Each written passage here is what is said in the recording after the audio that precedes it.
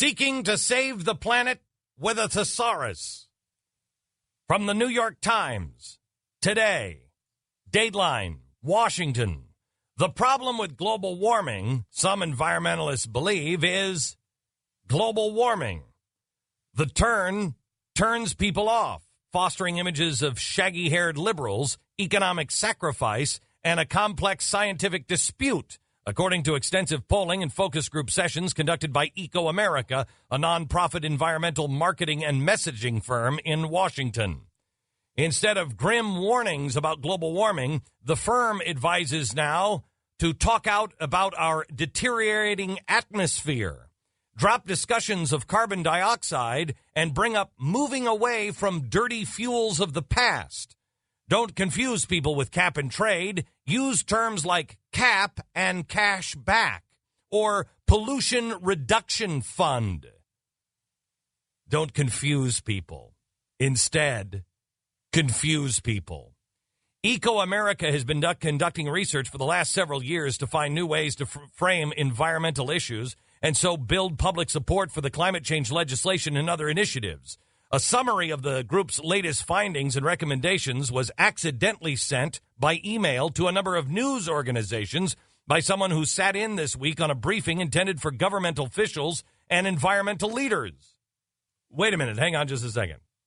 So what you're saying is this would kind of be like if somebody was meeting with, let's say, the oil companies, and minutes of that meeting accidentally got out.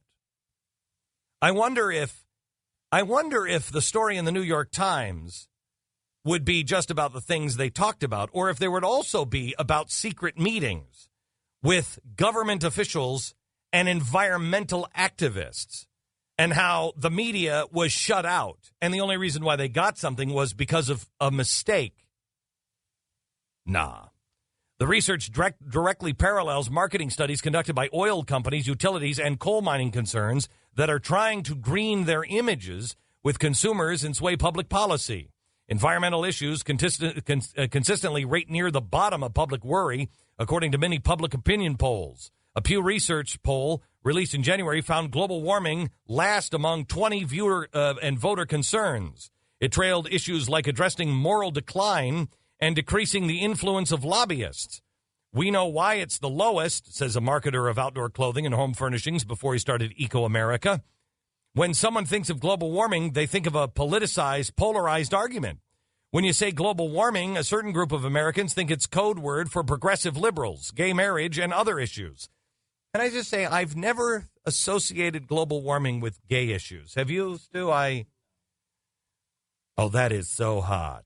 The answer, Mr. Petrowitz said in his presentation at the briefing, is to reframe the issue using different language. How many years ago did I say change the language and win the argument? Energy efficiency makes people think of shivering in the dark. Instead, it's more effective to speak of saving money for a prosperous future. Are we really this dumb? Are we really this dumb? He says it's time to drop the term the environment and talk about the air that we breathe and the water that our children drink. See, this is exactly what they've done with the word liberal. The progressives came in. They destroyed their own name. So they went undercover and became the liberals. Then they took all their progressive ideas and destroyed the word liberal 2 times. First, liberal, classic libertarian, before the progressives got in, meant libertarian. Then it just meant big government, big spending party of the Democrats. Now they've destroyed it twice. They've destroyed the libertarian and they've destroyed what they turned it into. So now they reemerge and say, oh, I'm not a liberal, I'm a progressive. It's the same policies, and yet it works over and over and over again. How is that possible? Energy efficiency. Now the air that we breathe and the water our children drink. Another key finding, remember to speak out in talking points, aspirational language about shared American ideals like freedom, prosperity, independence, self-sufficiency, while avoiding jargon and details about policy, science, economics, or technology. I thought they were putting science right back in her seat, and they didn't like to have all of these, hey, let's wave a flag image. Opponents of legislation to combat global warming are engaged in a similar effect, trying to head off cap and trade system in which government would cap the amount of heat-trapping emissions. Listen to that. Cap the amount of heat-trapping emissions and let industry trade permits to emit those gases. They're coaching Republicans to refer to any such system as giant taxes that would kill jobs. It's true. Coal companies are taking out full-page advertisements promising clean, green coal. The natural gas industry refers to its product as clean fuel, green fuel. Oil companies advertise their investments as alternative energy. You want to sell toothpaste? We'll sell it. You want to sell global warming? We'll sell that. It's the use of advertising techniques to manipulate public opinion. He said the approach was cynical and, at worst, ineffective. The right uses it. The left uses it. But it doesn't engage people in a face-to-face manner. And that's the only way to achieve real, lasting social change.